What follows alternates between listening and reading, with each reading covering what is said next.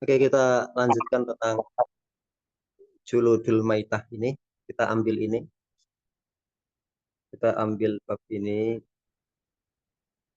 Qala al-mu'allifu rahimahullahu ta'ala wa nafa'ana bihi wa bihi bidarain ya rabbal alamin. Faslun fi dzikri syai'in minal a'yani al-mutanajjisat. Pasal tentang keterangan beberapa hal yang mutanajjisat. Wa ma yadhuru minha, dan apa-apa yang suci darinya bil dibagi dengan cara disamak, wa ma la yadhuru, dan yang tidak bisa suci. Beliau mengatakan wajuludul maitati, dan kulit bangkai, kulluha. Kulluha ini taukid dari julud, semuanya. Tadhuru suci bitibagi, dengan cara disamak. Sawaun baik fidzalika, dalam hal tersebut, maitatu ma'kulil lahmi, bangkai hewan yang dimakan dagingnya, wa ghairihi, dan tidak. Nah, jadi yang pertama-tama beliau menjelaskan di sini bangkai binatang itu ternyata masih bisa dimanfaatkan. Apanya? Yaitu kulitnya.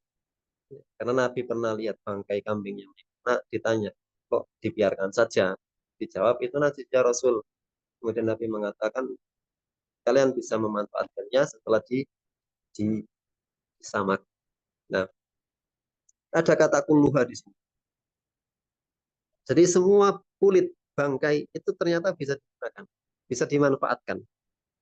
Baik itu hewan yang makulil lahmi, halal untuk kita makan, kambing, sapi, ya, bangkai kambing, bangkai sapi, bangkai unta, itu maitatu makulil lahmi.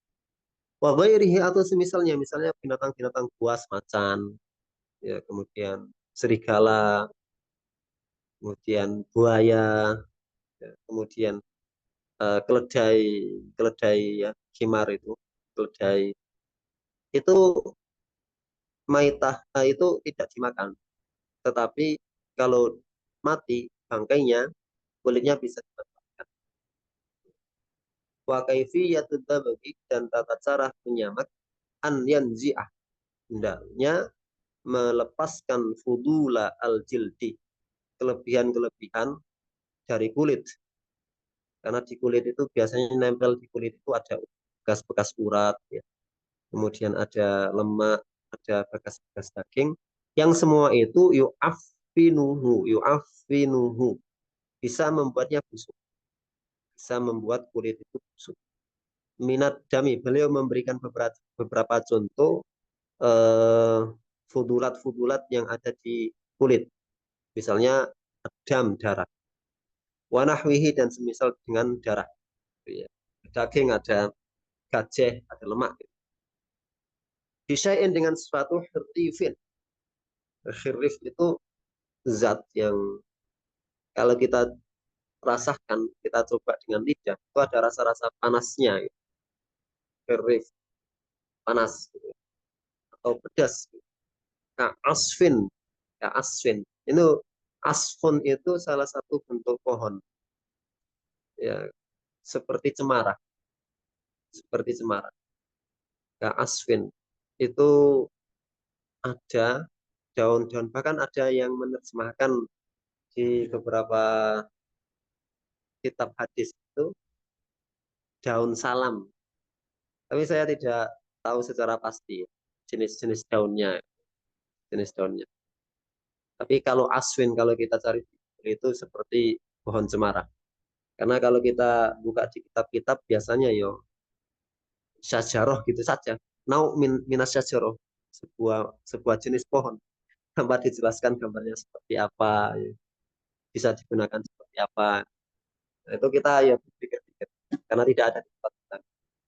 Walau kan al hirdif najasan, meskipun barang yang khirif itu adalah najis. Kadar ki hamamin, seperti kotoran hamam. Iya, bukan hanya hamam tetapi toir secara umum. Kadar ki toirin. Jadi barang yang misalnya, ini misalnya saja, yang khirif itu, yang pedas, panas, itu adalah dari kotoran yang najis, kafa fidda bagi, cukup dapat digunakan untuk menyamak.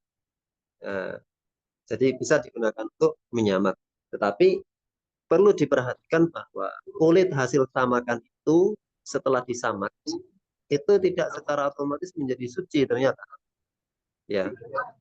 Jadi awalnya bangkai itu najis, kemudian setelah disamak berubah menjadi mutanajis. Nah, seperti hukum mutanajis yang lain, maka untuk mensucikannya perlu dicuci.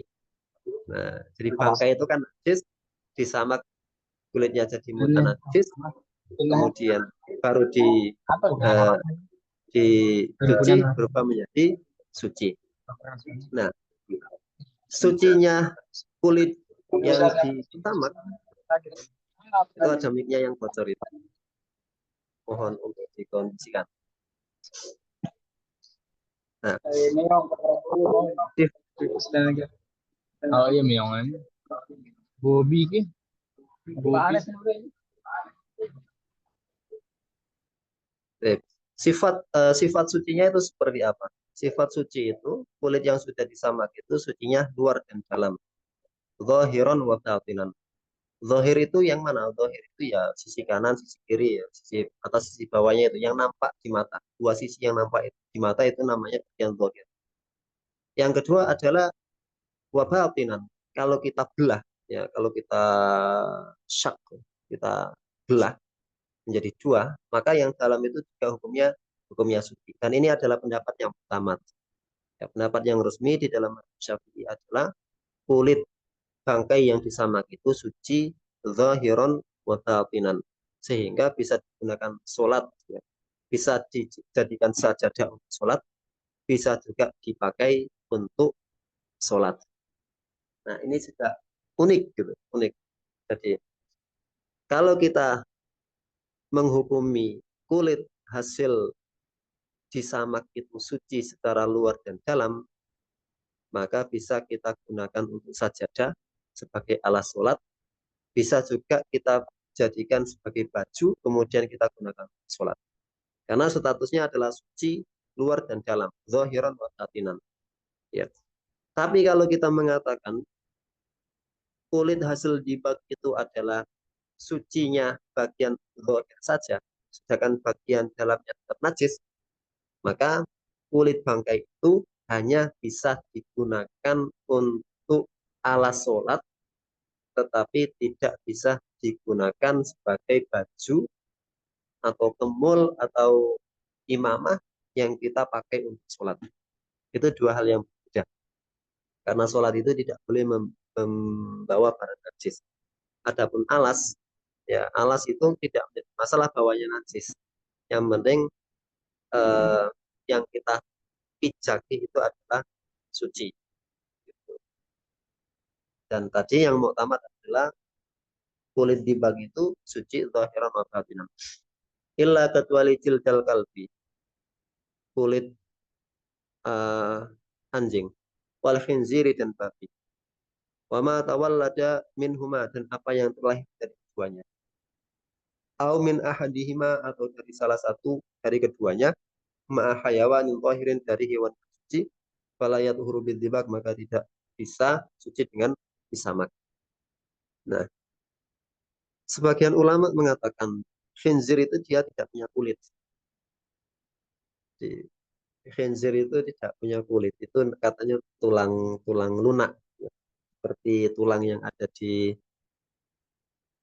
apa kaki kambing itu. Itu apa namanya? Eh, ya itulah, di kaki kambing itu kan dia agak lunak. Nah, sebagian ulama mengatakan seperti itu. Sehingga kalau khinzir kalau ada babi kemudian disamak, itu tidak ada kulitnya sebenarnya. Tapi kemudian ada juga yang mengatakan, ini disebutkan oleh Al-Bajuri ya, dalam hasyiahnya. Ada juga babi itu yang punya kulit. Jadi dua. Ada dua jenis babi. Pertama, babi yang punya kulit, dan yang kedua, babi yang tidak punya kulit. Nah, yang dimaksud oleh Ibnul Qasim di sini itu adalah babi yang punya kulit. Gitu. Wama tawalla dan minhuma, atau sesuatu yang terlahir dari keduanya, yaitu kalbun. Jadi kalbnya, kalb anjingnya hamil, ya, hamil, bunting, kemudian melahirkan hasil perselingkuhan anjing dengan babi. Nah, itu juga haram. Kemudian au min ahadihima ma'a hayawanin tohir, atau hasil perselingkuhan antara satu dari kedua binatang najis ini dengan hewan-hewan yang suci. Misalnya saja ada anjing, dia selingkuh dengan kambing, kemudian beranak, maka anak itu mengikuti kenajisan salah satu orang tuanya. Nah, ini ya seperti inilah fikih fikih Syafi'iyah itu paling kaya dengan eh, apa khayal-khayal gitu ya. Tapi khayalnya bukan khayal yang negatif. Ya. Iftirodiyah, masalah-masalah iftirodiyah. Dan fikih Syafi'i paling kaya di dalam bab seperti ini. Akhirnya ya orang bertanya, memang ada kambing selingkuh dengan anjing? Di alam nyata ya 100 kemungkinan besar ya, kemungkinan besar di alam natural itu tidak akan terjadi. Tapi sekarang kan ada rekayasa genetik, misalnya eh, apa kromosom babi dicampur dengan kromosom kambing untuk mendapatkan jenis kambing yang badannya gemuk-gemuk. Itu kan semuanya hari ini kan terjadi. Artinya iftirodiyatnya para ulama zaman dulu itu bisa mengakomodir temuan-temuan hari ini ketika kita ditanya terkait terkait hukumnya. Ya, tapi tentu perlu penelitian lebih lanjut ya terkait silang-silang kromosom gitu ya. Baik. Wa admul maitati, dan tulang bangkai, wa sya'ruha, dan bulu-bulunya najisun, suci. Ini pendapat yang pertama. Ada pendapat lain yang mengatakan eh, apa rambut bulu bulu binatang itu tidak najis. Bulu bangkai itu tidak najis. Kenapa? Karena kalau diambil tidak membuat ketika diambil saat masih hidup itu tidak sakit ya, tidak sakit. Kambing itu kalau dicukur dalam keadaan hidup dia tidak kesakitan sehingga tidak dihukumi najis. Yaitu pendapat yang tidak muktamad ya. Tapi pendapat yang muktamad di sini adalah termasuk bulu-bulu bangkai itu najis. Wa kadza al maitatu, begitu juga bangkai aidon najisatun, yaitu najis juga ya. Wa urida biha azzailatu al hayati bi ghairi zakatin syar'iyyah. Jadi wa urida biha azzailatu al hayati, itu al hayatu itu agak aneh itu. Kalau dibaca al hayatu, azzailatu al hayatu, zailatul hayati bi ghairi zakatin syar'iyyatin, tanpa disembelih dengan cara yang syar'i. Jadi bangkai itu adalah sesuatu binatang yang disembelih tidak dengan cara yang syar'i. Cara yang syar'i itu adalah dengan terpotongnya 3 urat yang ada di leher. Kemudian eh, benar-benar terpotongnya dari depan, tidak terpotong dari belakang. Kemudian binatang itu disembelih masih dalam keadaan memiliki hayatan mustaqirrah, yaitu nyawa yang masih stabil. Di dalam madzhab Syafi'i itu kalau ada binatang sakit, ada kambing sakit, ayam sakit, disembelih, itu dilihat. Kalau setelah disembelih itu ada darah yang mengalir, atau ketika setelah disembelih itu masih bisa kejat-kejat ya, ya apa itu berontak gitu ya, masih nendang-nendang, itu pertanda masih ada kehidupan yang stabil, hayatan mustaqirrah. Maka itu masuk dalam kategori sembelihan yang masih halal untuk dikonsumsi.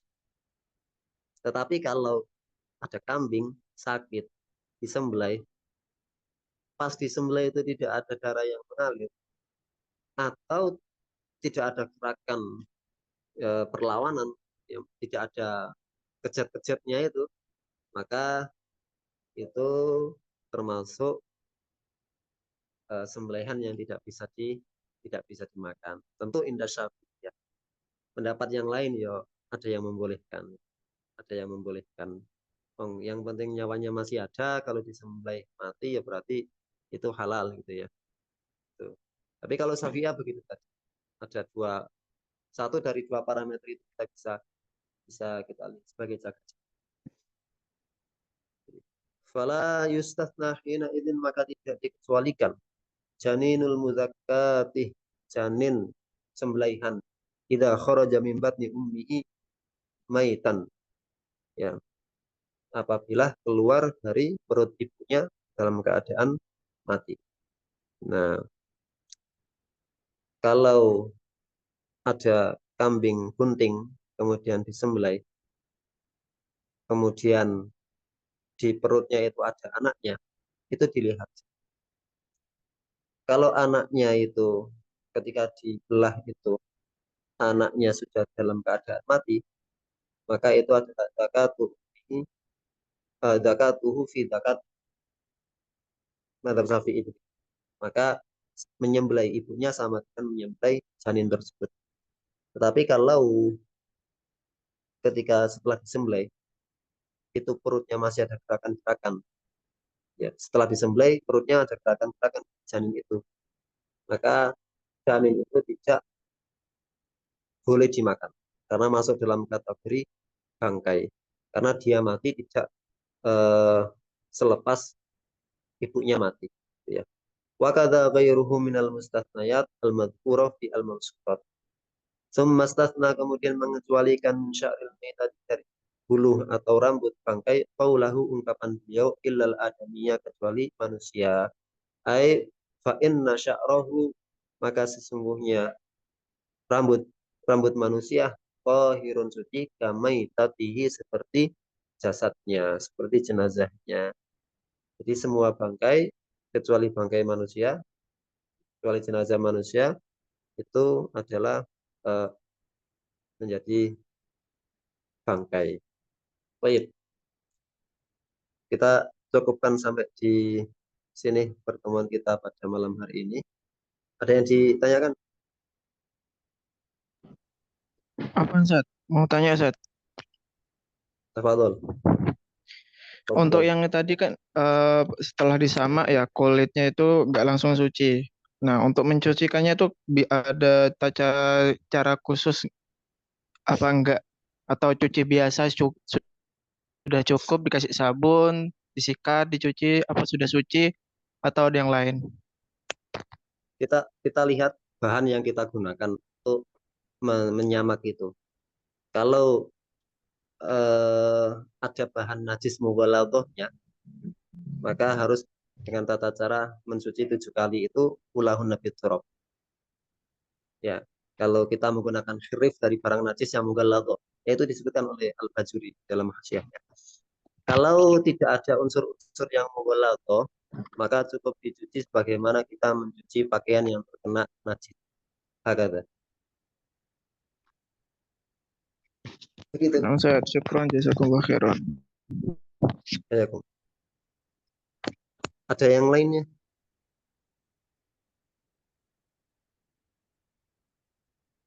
Ya. Insya Allah kita lanjutkan minggu depan tentang nih bejana emas dan perak. Kita tutup dengan doa kafaratul majlis. Subhanakallahumma wa bihamdika asyhadu an la ilaha illa anta astaghfiruka wa atubu ilaik. Assalamualaikum warahmatullahi wabarakatuh. Waalaikumsalam warahmatullahi wabarakatuh.